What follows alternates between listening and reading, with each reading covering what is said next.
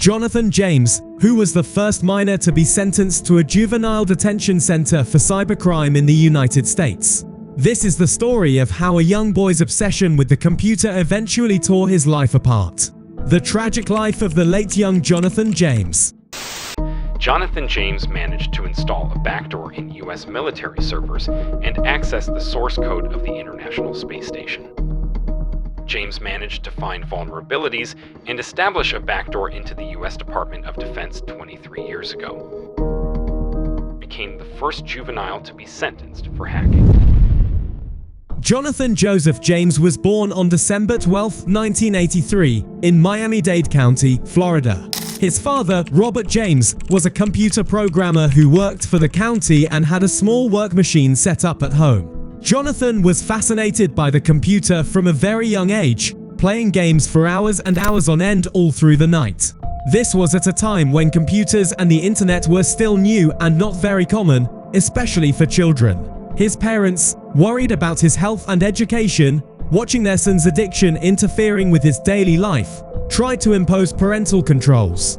But this would only serve as a challenge to Jonathan, something he needed to bypass. And so he did, repeatedly finding ways around these restrictions that his parents would place on the computer. His interests only grew after this as he progressed from being interested in just games to learning the ins and outs of how the computer worked.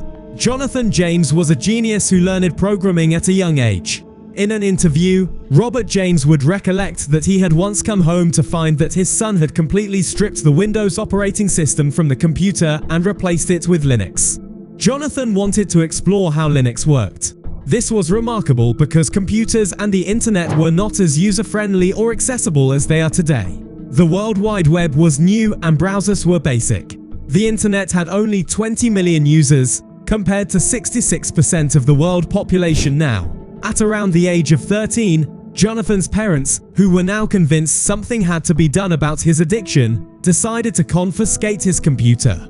In response, he ran away from home, demanding his computer back for his return. But with the help of police, Jonathan was eventually found hiding at a nearby Borders Books. Jonathan claimed his hacking addiction did not affect his school performance. A fact that was not revealed at the time is that he secretly changed his grades by accessing the Miami-Dade County school system. Among these intrusions, in 1999, when he was only 15 years old, Jonathan hacked into one of the largest telecommunication companies in the United States, Bell South, and accessed their source code for a software that controlled the phone systems. Despite the fact that this was a major crime, it was found that he did not cause any damage or leak any information from the company. It is surprising that despite the fact that Bell South Telecommunications was a large enterprise, presumably having the necessary security controls, they didn't even realize that Jonathan had been in their systems.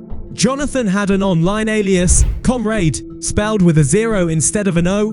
Comrade went on a hacking spree, gaining access into some of the most crucial government systems in the United States. The DTRA, short for Defense Threat Reduction Agency, is the agency in charge of detecting and handling any danger to the US.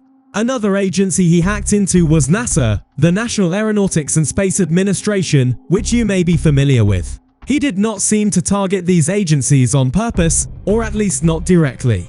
In June 1999, when he was looking for a service to compromise, he found a vulnerable server in Huntsville, Alabama, where he planted malware that let him take control of 13 other computers in the system.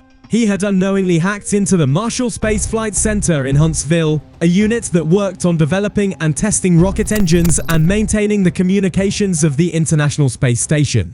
He then proceeded to steal data worth $1.7 million in 1999, which would be equivalent to about $3.14 million in 2023.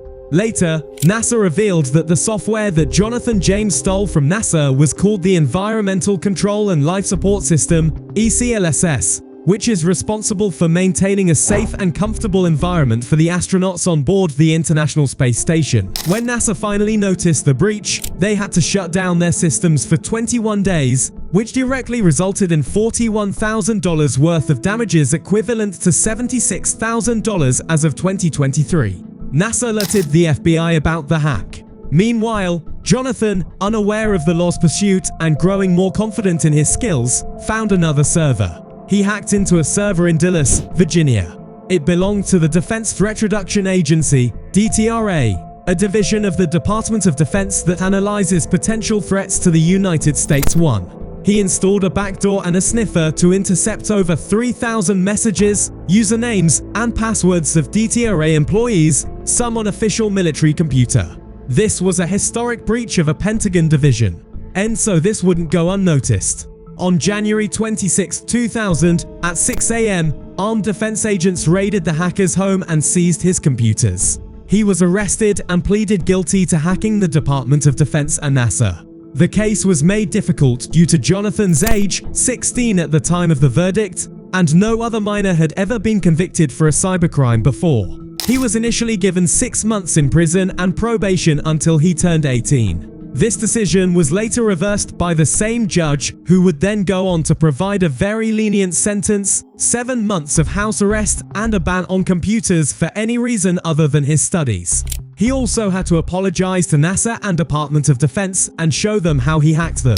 If tried as an adult, he would face computer abuse and wiretapping charges, with over 10 years in jail. However, he later violated the terms of his sentence when he was caught and arrested on the streets. His blood sample tested positive for drugs. The law was not lenient with him. He became the first minor in history to be sent to a juvenile detention center for cybercrime. This incident gained attention in the press, and soon Jonathan became an example to other minors who now had to think twice before engaging in any cybercrime. After his release, Jonathan lived quietly, avoiding the press and his past hacking. His father would later tell the press that after Jonathan returned from prison, he suffered from depression and seemed to be often anxious, worried that he might be under constant surveillance. On top of this, his mother passed away from breast cancer when he was only 18, leaving behind a home for Jonathan and his brother to live together in. Several years passed without much news about Jonathan. However, in January of 2007, the Secret Service would begin investigating the TJX hack, a massive data breach that compromised more than 94 million of customers' credit and debit card information from TJX department stores.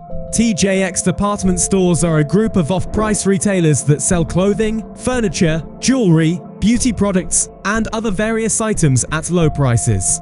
Later, it was found that this crime was spearheaded by Albert Gonzalez, who at the time was 28 years old and became a multi-millionaire due to the hack. Along with Gonzalez, multiple other names of co-conspirators popped up in relation to the hack. Christopher Scott, Damon Patrick Toy, Maximian Stramsky, and the others who were not yet identified, JJ and GW. The individual referred to as JJ was mainly tied to the Arfis Max hack in 2004, which he was said to have worked on with Christopher Scott, where they parked outside an Arfis Max, connected to the store's Wi-Fi network, and sniffed out credit cards that were swiped, the associated PIN numbers, and the account numbers. Christopher Scott was a friend of Jonathan. Unsurprisingly, this led to the theory that JJ was actually Jonathan James. Jonathan, of course, denied any involvement in the hacks. However, the police raided his house soon after, along with the houses of his siblings. The agents never found anything incriminating or any connection between Jonathan and the retail hacks, but they did find a licensed firearm at his home, along with a suicide note that he had written previously. Less than 2 weeks later, Jonathan James was found at home lying in the shower with a gunshot wound to his head, the same gun that was found in the raid but not seized by the police, and alongside him, a suicide note. Most of the note has been redacted, but here is what has been publicized. I have no faith in the justice system. Perhaps my actions today and this letter will send a stronger message to the public. Either way, I have lost control over this situation, and this is my only way to regain control. Remember, it's not whether you win or lose, it's whether I win or lose. So sitting in jail for 20, 10, or even 5 years for a crime I didn't commit is not me winning. I die free. Incidentally, you can probably see the screenshots. They took an old suicide note of mine from 5 or 6 years ago, but left me with my gun. I have the Beatles' Fool on the Hill in my head. I kept a journal in a safe place. Read it with a grain of salt. I usually only wrote when I was depressed and I tried not to incriminate anyone. More than for salvation, my soul is dead. So I will look after the flesh. I am the master of this computer. For me, the gates will open. The name JJ would later be connected to a Jim Jones, an alias that was used by Stephen Watt, who was also convicted for selling a packet sniffer program, which he made for Albert Gonzalez. However, Robert James, father of Jonathan James, did believe that JJ was his son, but stated that even if he did partake in the Office Max hack in 2004, he did not have anything to show for it, no real signs of having any wealth. There was very little evidence online to point to whether Jonathan was guilty or not. It seemed a large part of those who did speak of the young hacker online were on his side and agreed that the law was too harsh on him. There were even theories that seemed to point towards the idea that this was actually covered up by the Secret Service as a suicide when he was actually murdered due to secrets he came to acquire from NASA and the Department of Defense. Conspiracies aside, what do you think about this? Share your thoughts in the comments. If you enjoyed the video, please like and subscribe to the channel.